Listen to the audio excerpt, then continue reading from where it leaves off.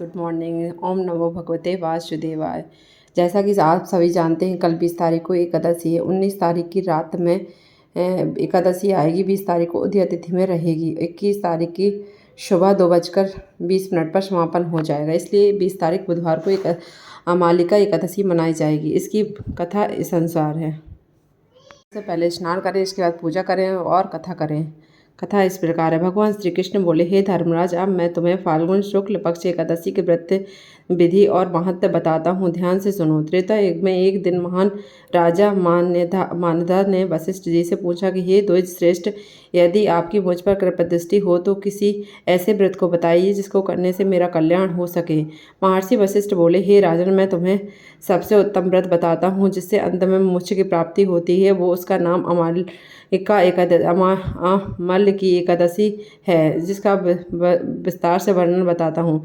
यह एकादशी फाल्गुन मास के शुक्ल पक्ष में होती है। इस पवित्र व्रत के करने से समस्त पाप नष्ट हो जाते हैं। इसका पुण्य 1000 गौदान के फल के बराबर होता है तथा इस व्रत को करने वाले अंत में विष्णु लोक को प्राप्त होते हैं। अब मैं आपसे एक पौराणिक कथा कहता हूँ, ध्यानपूर्वक सुनिए।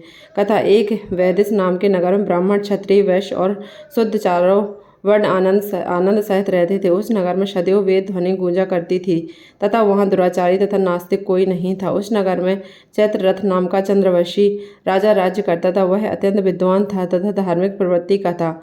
वहाँ कोई भी व्यक्ति दरिद्र व लोभी नहीं था। सभी नगरवासी विष्णु भक्त थे और एकादशी का व्रत किया करते थे। एक समय फाल्गुन मास के शुक्ल पक्ष की अमाल की एकादशी आई। उस दिन राजा, प्रजा तथा बाल वृद्ध सबसे हर्षपूर्वक उस एकादशी का व्रत किया। राजा अपनी प्रजा के साथ मंदिर में जाकर के पूर्ण कुंभ स्थापित करके धूप दीप निवेद पंचरत्न आदि से पात्री का पूजन करने लगे और इस प्रकार स्तुति करने लगे, हे धात्री, तुम ब्रह्म स्वरूप हो, तुम ब्रह्मा जी द्वारा उत्पन्न हो और मैं समस्त पापों को नष्ट करने वाली हो। तुमको नमस्कार है। अब मैं तुमको अर्घ्य स्वीकार कर रहा हूँ। तुम श्री रामचंद्र जी द्वारा सम्मानित हो। मैं आपसे प्रार्थना करता हूँ, अतः आप मेरे समस्त पापों को हरण करें। उस मंदिर में सबने रात्रि को जागरण किया। रात के समय वह एक बहेलिया आया तो अत्यंत पापी और दुराचारी था। भूख और प्यास से अत्यंत व्याकुल वह बहेलिया इस जागरण को देखने के लिए मंदिर के एक कोने में बैठ गया और विष्णु भगवान तथा एकादशी महत्व की कथा सुनने लगा। इस प्रकार अन्य मनुष्यों की भांति उसने भी सारी रात जाकर बिता दी। प्रातःकाल होते ही सब लोग अपने अपने घर चले गए तो बहेलिया भी अपने घर चला गया। कुछ समय बीतने के पश्चात उस बहेलिया की मृत्यु हो गई, मगर उस अमाली की एकादशी के व्रत तथा जागरण से उसने राजा विदुरथ के घर जन्म लिया और उसका नाम वसुरथ रखा गया।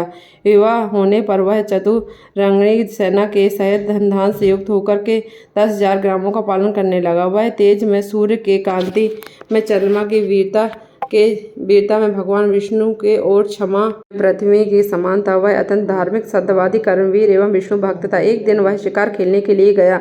देव विवेक से वह मार्ग भूल गया और उसी वन में एक वृक्ष के नीचे सो गया। थोड़ी देर बाद पहाड़ी मलेच्छ वहां पर आ गए और राजा को अकेला देख मारो मारो शब्द कहते हुए राजा पर टूट पड़े। वह मलेच्छ कहने लगा, इस दुष्ट राजा ने हमारे माता पिता को मारा है, इसको अवश्य मारो। ऐसा कहकर के वो मलेच्छ उस राजा पर अनेक प्रकार से अस्त्र शस्त्र प्रहार करने लगा। अस्त्र शस्त्र राजा के शरीर पर गिरते ही नष्ट हो जाते और उस पर पुष्प की वर्षा होने लगती थी। अब उस मलेच्छ के अस्त्र वस्त्र उन्हीं पर प्रहार करने लगे, जिससे वे मूर्छित होकर गिरने लगा। उसी समय राजा के शरीर में एक दिव्य स्त्री उत्पन्न हुई। वह स्त्री अत्यंत शुद्ध होते हुए भी उसकी भ्रुकुटी टेढ़ी थी। उसकी आंखों में लाल लाल अग्नि निकल रही थी, जिससे वह स्वयं महाकाली के समान प्रतीत हो रही थी। वह स्त्री मलेच्छों को मारने दौड़ी और मलेच्छों को मार गिराया। जब राजा सोकर उठा तो उसने मलेच्छों को मरा हुआ देखकर सोचने लगा, इन शत्रुओं को किसने मारा? इस वन में मेरा कौन हितैषी है? राजा ऐसा विचार कर ही रहा था कि आकाशवाणी हुई राजा को, इस संसार में विष्णु भगवान के अतिरिक्त कोई तेरी रक्षा नहीं कर सकता। इस आकाशवाणी को सुनकर राजा अपने राज्य में आ गया और सुखपूर्वक राज्य करने लगा। महर्षि वशिष्ठ बोले, हे राजन, यह अमाल की एकादशी का व्रत करते हैं वे प्रत्येक कार्य में सफल होते हैं और अंत में विष्णु लोक को प्राप्त होते हैं। इस व्रत में आंवला खा सकते हैं, आंवला से बने पदार्थ को खा सकते हैं, दूध, आलू, फल आदि का ले सकते हैं। इस व्रत के कथा समापन होने के बाद हवन आरती करें। इसके बाद दीपदान जरूर करें, संकल्प करें और अगले दिन त्रयोदशी लगने के पहले पारण करें। पारण का समय में विधि अनुसार इस कथा में है।